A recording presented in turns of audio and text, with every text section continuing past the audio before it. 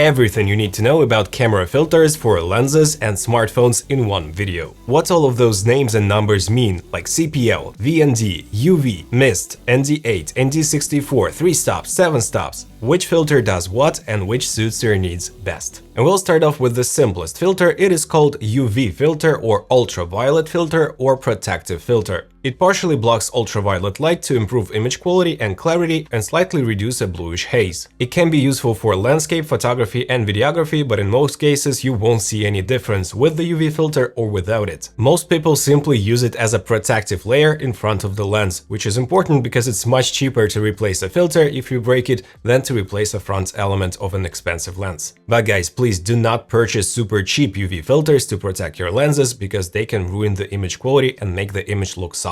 The next very cool filter we're going to talk about is the CPL or circular polarizing filter, which is actually built into our lock-in VND plus CPL. A CPL filter is a very handy tool for every filmmaker and photographer, and we have three main use cases. Getting rid of the reflections, it cuts down most of the light reflections, enhancing the color of the sky, making the skin look more natural or matte, and I'll show it to you in a second. And it's especially handy when you're trying to get rid of the reflections in water or cars. And here is a little example of the work of the CPL filter with my skin tone. As you can see right here, I have a pretty nice hotspot from the light, but as I rotate the filter, you can tell that we are changing the amount of reflections that are coming from my forehead.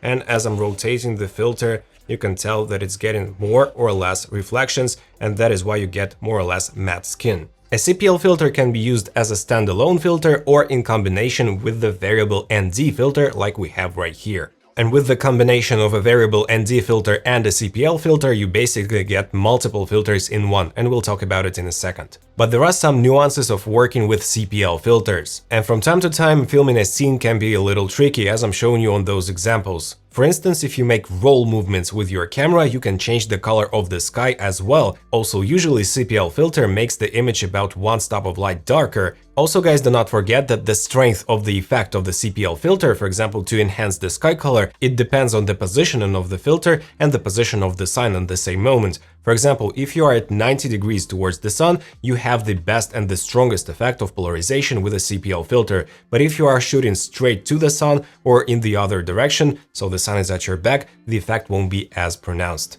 And don't forget, guys, that using a CPL filter with an ultra-wide lens, like wider than 20mm full frame equivalent, can be a little tricky. It's just how the physics work, and you cannot get even effects of polarization throughout the entire super wide frame. So be attentive, and if you're using a CPL filter with an ultra-wide lens, please be careful, and maybe you'll need to have a little bit of work in post as well, because you won't have the same effect of polarization across the entire sky in your shot. It's just physics, guys, it's not a drawback of a filter. But there is a little life hack. If you are using a bigger filter itself, like 82mm for example, and your lens has smaller filter diameter, like 55, or even your iPhone, you'll have better coverage and thus less artifacts. And one more important thing, guys, is that the effect from a CPL filter, the reduction of reflections, cannot be done in post, not by any means. To conclude, a CPL filter is a very nice tool, but you have to be attentive and careful and intentional when using a CPL filter, and every time you turn your camera, you'll have to readjust the CPL filter slightly to get the best results.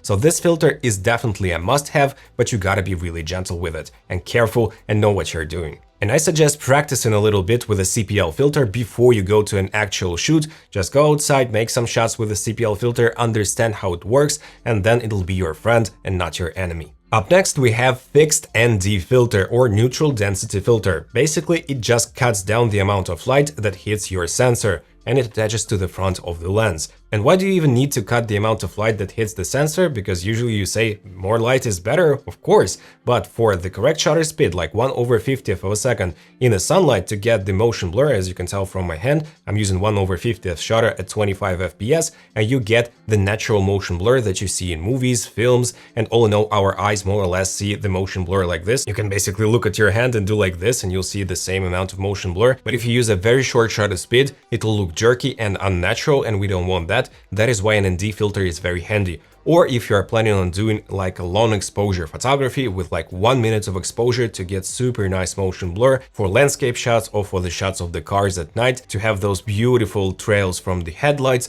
you'll need to use an ND filter to be able to adjust exposure and to set longer shutter speeds. For example, this filter is a fixed ND32, and what does it even mean? ND8, ND16, ND32, ND64? But before I answer this question, we need to understand what a stop of light is. Basically, one stop of light is making your image either 2 times darker or 2 times brighter. For example, if you have the shutter speed of 1/50th, you can go to 1/100th and it'll be 2 times darker. The same works for the aperture. f2.8 is 2 times brighter than f4, and also the ISO 100 is 2 times darker than ISO 200. And in your camera, you can simply do 3 clicks of a wheel, 1, 2, 3, and then you'll have one stop of light difference. So you'll go from ISO 100 to 125 to 160 and to 200. And then you'll get 2 times brighter image by raising the ISO by 1 stop, because we go in thirds of a stop in our cameras. 1 click is a third of a stop, 3 clicks is a full stop. And the ND filters work in very similar fashion. They show you the stops of light usually. For example, this is our lock-in VND Freewell filter,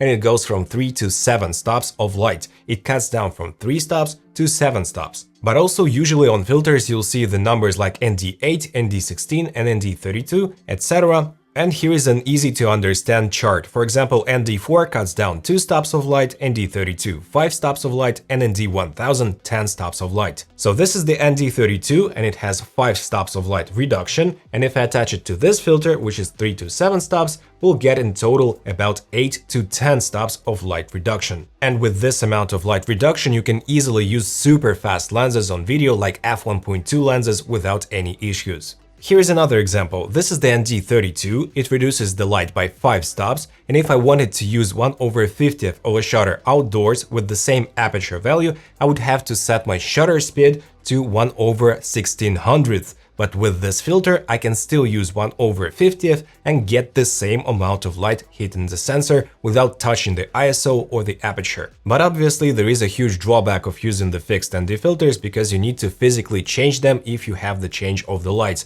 For example, this 32, I'll need to change it to ND8 if it gets a little bit darker outdoors. But with the variable ND filter, it's much easier to use without changing the filter, because you can adjust the amount of light that hits the sensor with a simple turn of the variable ND filter. Variable ND filters also usually are combined with CPL filters, as I said before, and the variable ND filter is made out of 2 CPL filters, and they do like this, and you have the different amount of light that hits the sensor. But guys, since they're made out of 2 CPL filters, if you don't have the hard stops like we do have on the lock-in VND, you can get the effects of cross-polarization, because at certain points with cheaper filters you can see a huge dark cross across the image, and if you're not paying enough attention using a cheaper filter, you'll ruin your shot completely. Also guys, when you use VND or variable neutral density filters with wide-angle lenses, it's also a nice idea to have a bigger filter on a smaller lens. You'll have the bigger coverage and less artifacts of cross-polarization at wider lenses. And this applies to more budget filters and cheaply made ones, to be honest, but our lock-in VND filter has no issues even at 16mm full frame equivalent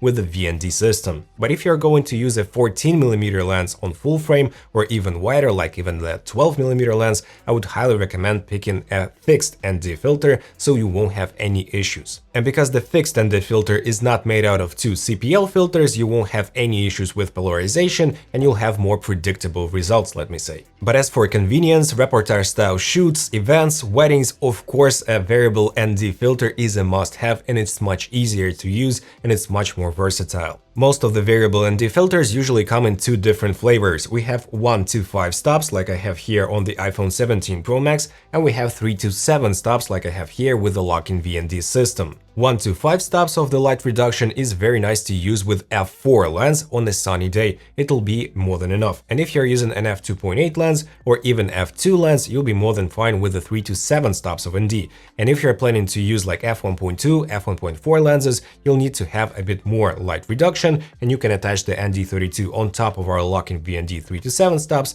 and get 8 to 10 stops, and you'll be more than happy on a sunny day shooting wide open at f1.2. And obviously guys, a filter is another glass element in front of your lens, and it can slightly change the image quality and also the white balance. Especially cheaper filters, they can change the white balance significantly, like 500 kelvins difference with and without a filter, and you'll have to readjust it in post or in camera, and it's a pain in the butt, to be honest. And it's really easy to test yourself in a store, for example. So you have your white paper, you set the custom white balance in camera, you read the white balance and it's like 5200 Kelvin. Okay, then you attach the filter, you raise up the ISO a little bit and you do the same. You do custom white balance and it shows you 5200 Kelvin with the VND lock-in filter because it has no color cast whatsoever. And also this filter does not affect sharpness, but with some cheaper filters you can definitely see some softer images. And since we have different lens sizes, we have different filter sizes as well. So what is the most common filter size, filter thread size, let me say, and which one is the best to buy?